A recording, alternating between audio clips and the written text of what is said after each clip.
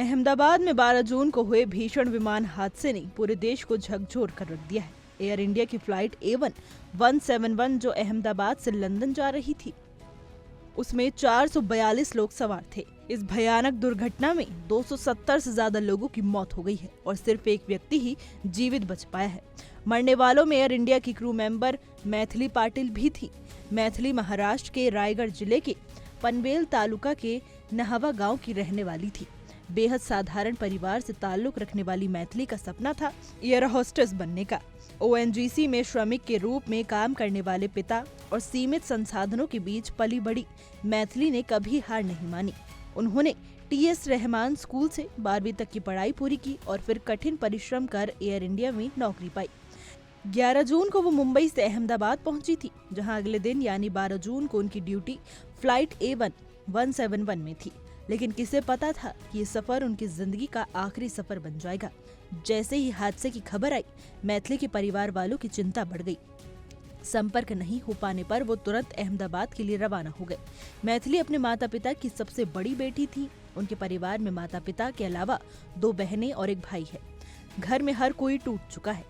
गांव के पूर्व सरपंच और मैथिली के रिश्तेदार जितेंद्र महात्रे ने कहा कि इतनी कठिन परिस्थितियों में मैथिली ने जो हासिल किया वो बहुत बड़ा सपना था।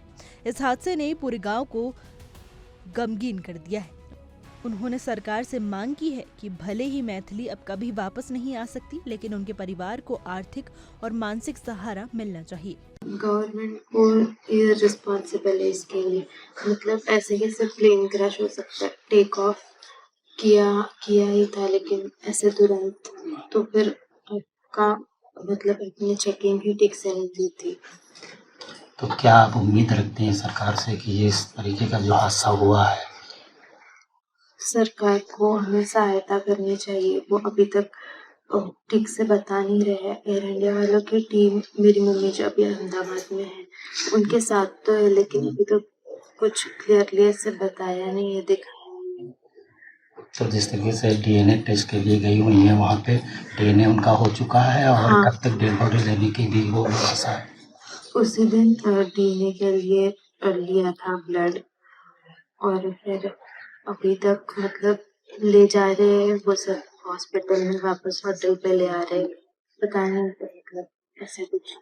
मैथिली के स्कूल की प्रिंसिपल डेजी पॉल ने उन्हें याद करते हुए कहा कि वो बहुत ही शांत, अनुशासित और होशियार छात्रा थी।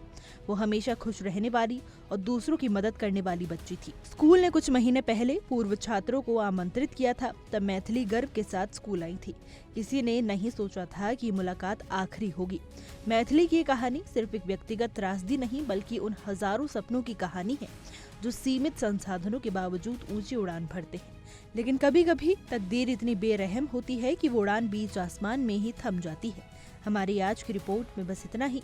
कैसा लगा आपको हमारा वीडियो, कमेंट करके जरूर बताइएगा।